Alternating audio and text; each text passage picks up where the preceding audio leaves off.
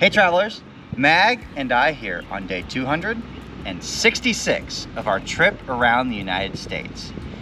This is our last day covering miles here in the state of Missouri. For today's route, we have 180 miles covering the northwest corner of the state. We began our morning in Albany, but it was pouring rain when we woke up. So we made our way north out of the city as quickly as possible in the hopes of pushing through the rain, and we've managed to do exactly that. We've reached Grant City, the county seat of Worth County, and this is where we're really going to begin our miles from the day. From here, we're going to be dropping south to finish off the remaining 3 counties and 2 pages that we have to completely clear the state.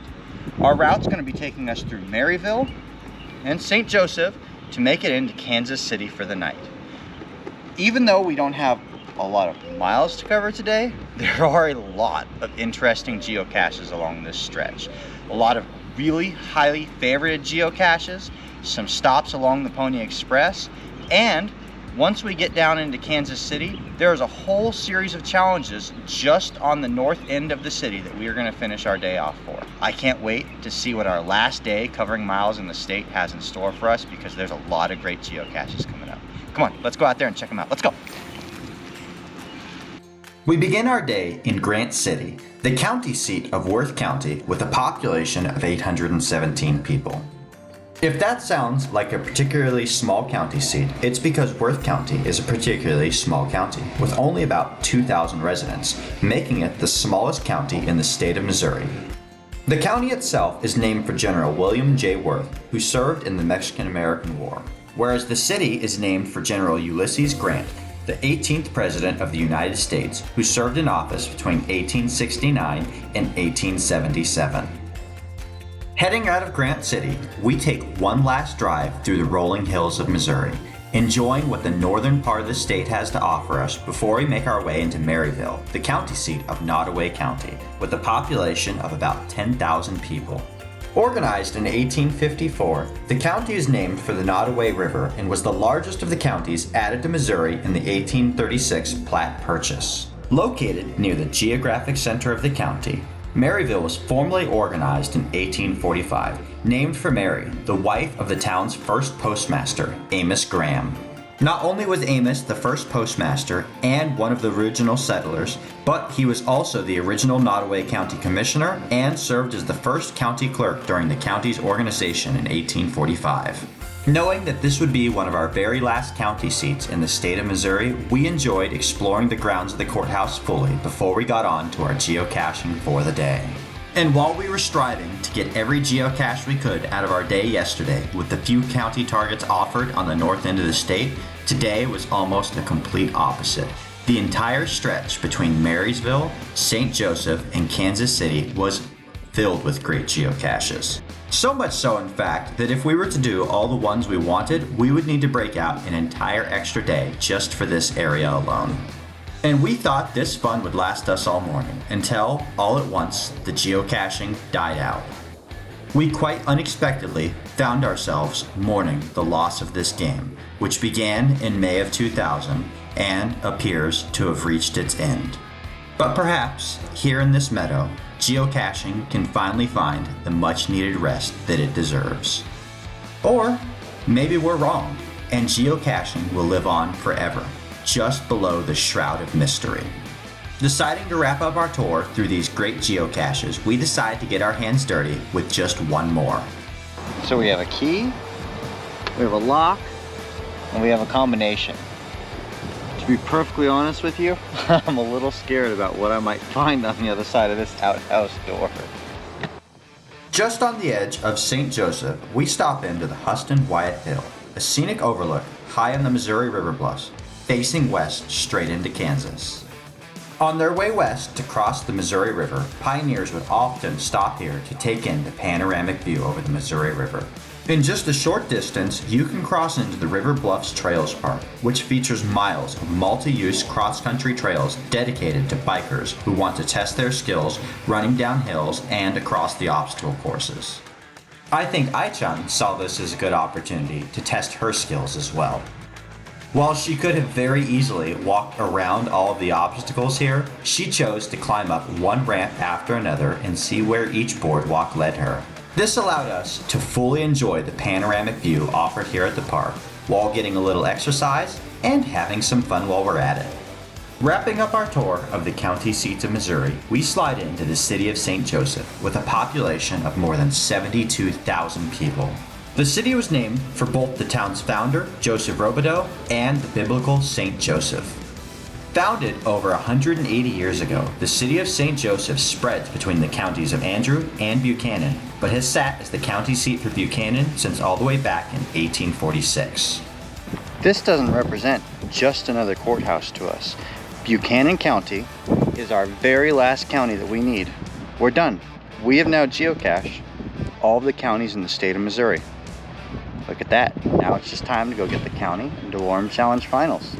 One of the notable things about the city of St. Joseph is that it is the birthplace of the legendary Pony Express. While only in operation for a mere 18 months, between April of 1860 to October of 1861, the Pony Express nevertheless will always be synonymous with the history of the Wild West.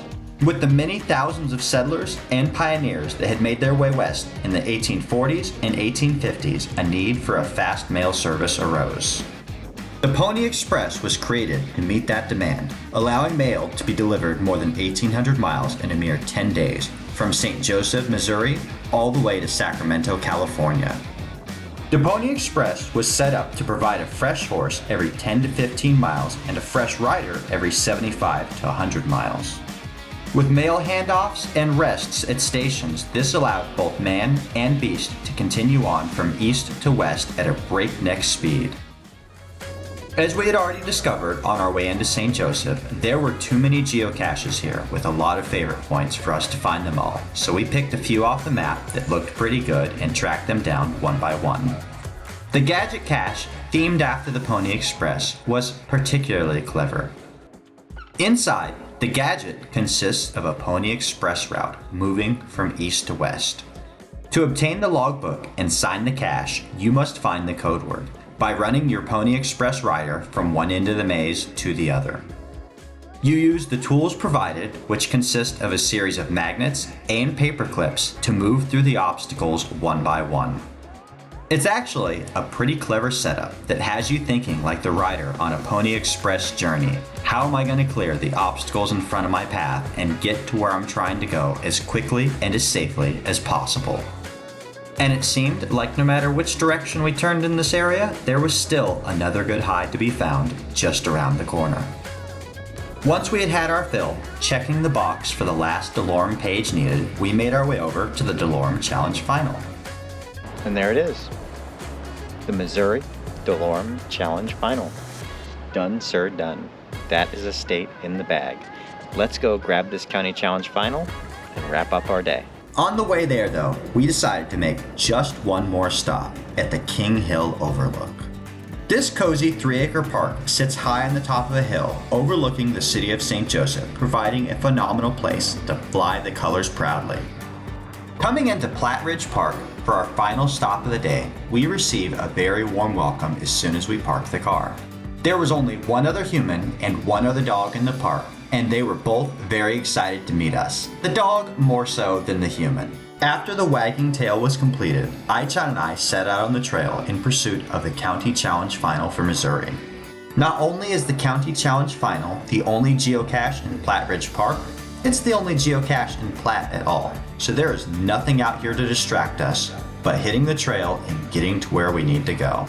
This seemed to work out very well for the both of us. For my part, I enjoyed the beautiful views all along the trail, both around the lake and getting farther back into the park. For Aichan, between the rain that started off our morning and all of the urban targets we pursued thereafter, there was not a lot of call for her to get out of the car. So this was the perfect time for her to get out and stretch her legs.